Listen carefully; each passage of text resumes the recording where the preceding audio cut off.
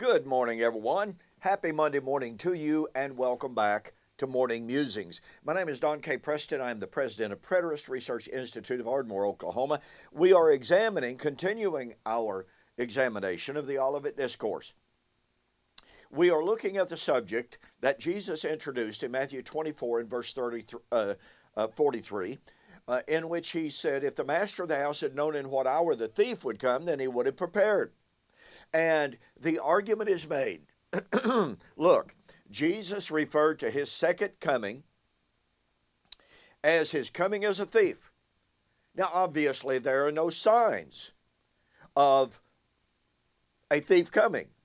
Now, it's kind of interesting that this morning, as I got to the office at about 3:45, I'm always very, very careful as I begin to pull up to my parking place in front of the offices here, and I noticed that there was a car setting off to the north, and it was just ever so slowly creeping around the parking lot. And I mean, it took forever to circle. It was almost like they were scoping the place out. Could that be a sign of a thief? I don't know. But when I stood inside the locked door. I stood inside the locked door, and it took them a full 4 or 5 minutes to circle the parking lot, which is a small parking lot, and then to finally pull out onto the street in front of my office building. I don't own the building, no. And then they just crept by my pickup, but I was standing there giving them the full eye.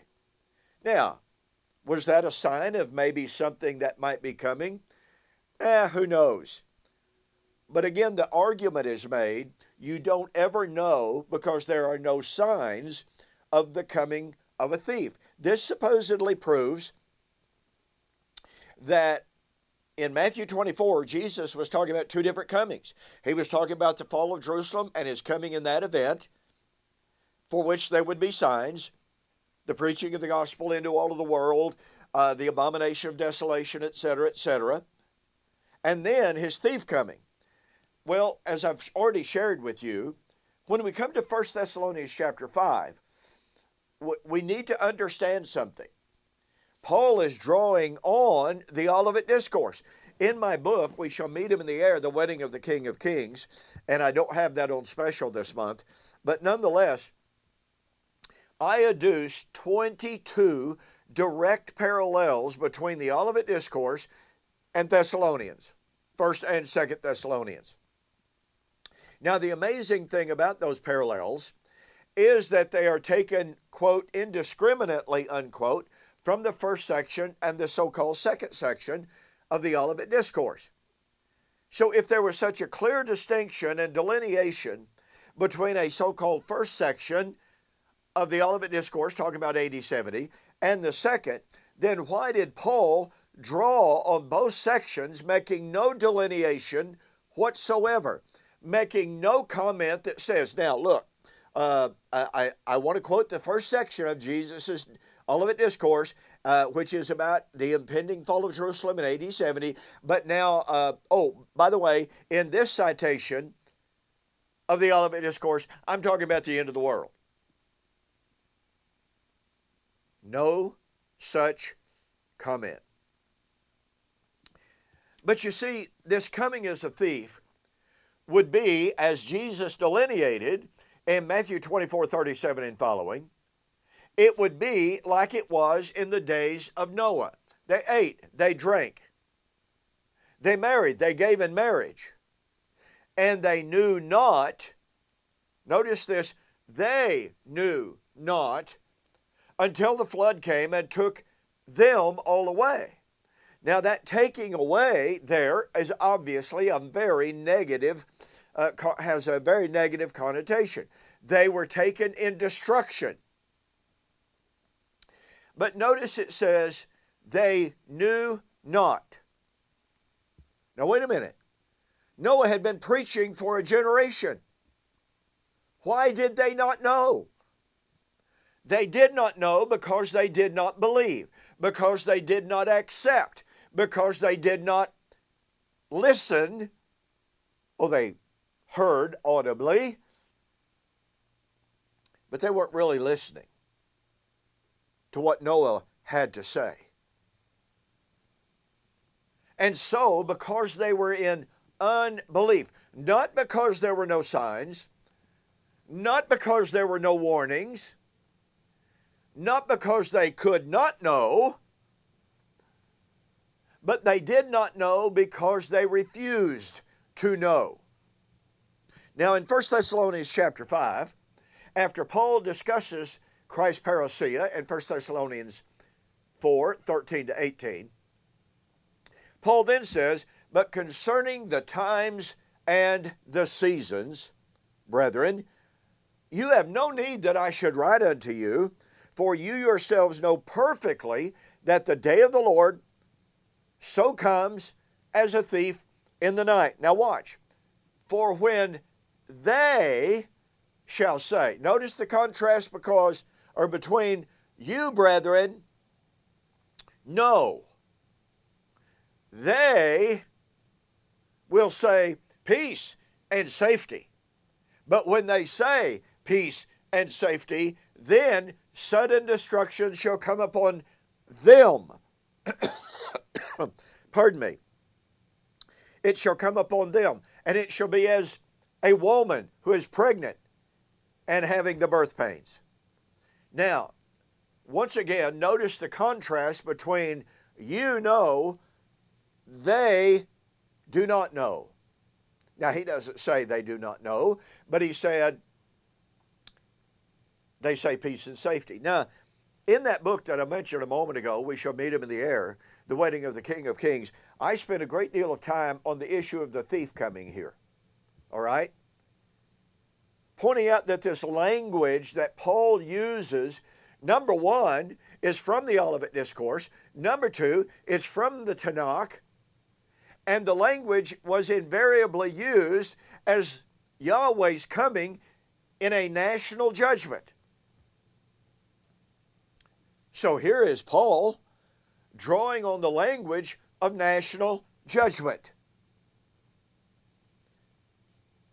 Now, I had promised you that I would get to this language of the times and the seasons to show you how we have proof positive that it refers to an event. So I kind of got sidetracked there. You'll just have to forgive me for that. But it's so critically important to take note of these pronouns and the contrast between them and you.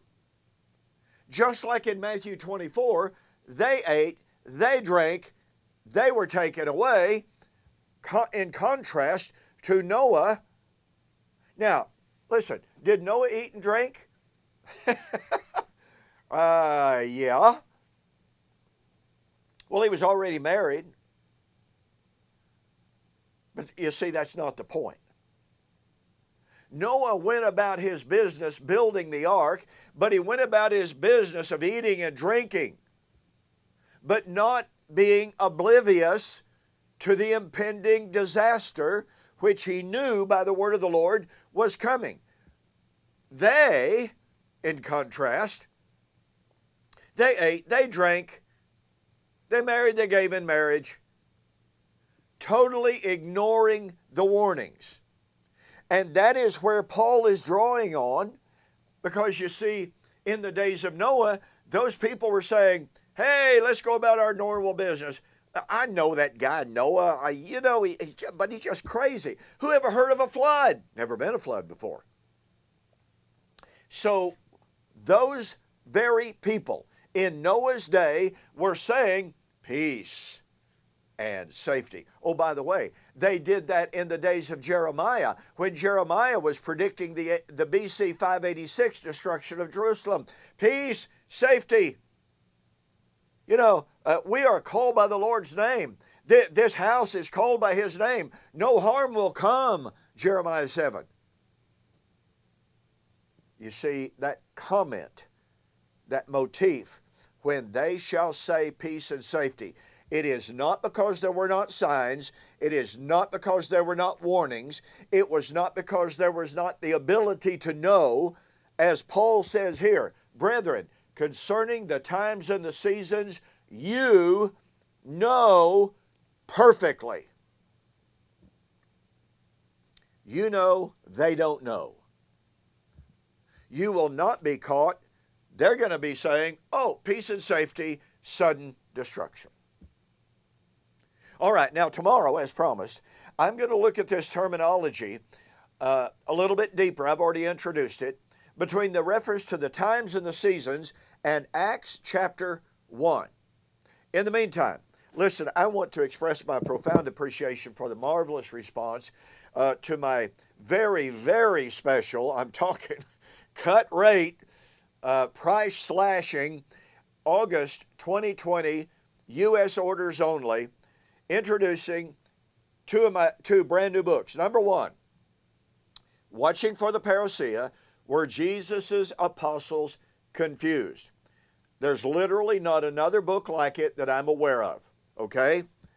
My newest new book, Paul on Trial, pardon me, Paul, the Pharisees and the Resurrection. You know, on Facebook just this morning, I was reading, and Sam Frost says, well, look, Paul said twice that he was a Pharisee, and he agreed with the Pharisees. So unless Paul had the same concept of the resurrection that the Pharisees did, then he was a liar. Well, no, wait a minute. The Pharisees' concept of the resurrection, as I document incredibly well in this book, the Pharisees' doctrine of the resurrection was inseparably and inextricably bound up with their belief in the restoration of all 12 national tribes of Israel to the land in a purified literal city, a purified literal temple, in which purified animal sacrifices would be offered by a restored, purified Levitical priesthood, and the imposition of physical circumcision by anyone and everyone that would go to the temple to worship. So when anyone says, as Mr. Frost did this morning, Paul said he was in full agreement with the Pharisees, and yet the same Mr. Frost said Paul nowhere said he believed in a national restoration of Israel. Well, wait a minute. On the one hand, Mr. Frost tells us, and others do as well, by the way, it's not just Sam Frost. We are told Paul said he was a Pharisee. Pharisees believed in physical resurrection. Therefore, Paul believed in physical resurrection. Then what are you going to do with the fact, which a question that I pose over and over in this book, what are you going to do with the fact that the Pharisees also believed in this physical, carnal, nationalistic, materialistic, geopolitical restoration of national Israel? I'm sorry, folks, you can't divorce those tenets one from another, because the Pharisees' doctrine of the resurrection was like Siamese twins, inseparably bound up with those. So anyway, all right, normally, if you purchased each one of these books, and my little book, Can God Tell Time, okay, August 2020, U.S. orders only, your total delivered price, $25. Now look, if you purchased each one of these books separately, paid $4.95 each, postage, paid full price for each one of the titles, you'd pay another $25. But for the August 2020, U.S. orders only, all right, I can sell you PDFs if you're overseas, and thank you for all of the people from overseas who have requested that. But total delivered price, $25.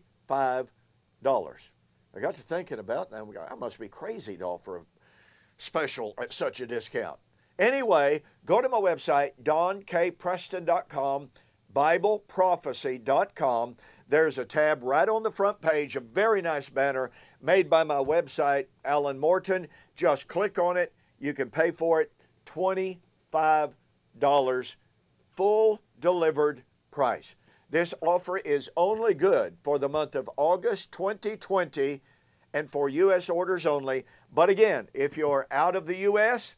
and you would like to purchase electronic versions, it's on Kindle, on Amazon. But you can also contact me about purchasing a PDF copy under certain restrictions, okay? Okay, gone long enough here. Hey, you know what I'm going to do? I'm not going to change my shirt. I'm going to make tomorrow's video this morning so that I can just continue, all right? And so tomorrow I'll be discussing the times and the seasons for the thief coming of the Lord. I'll see you on the flip side.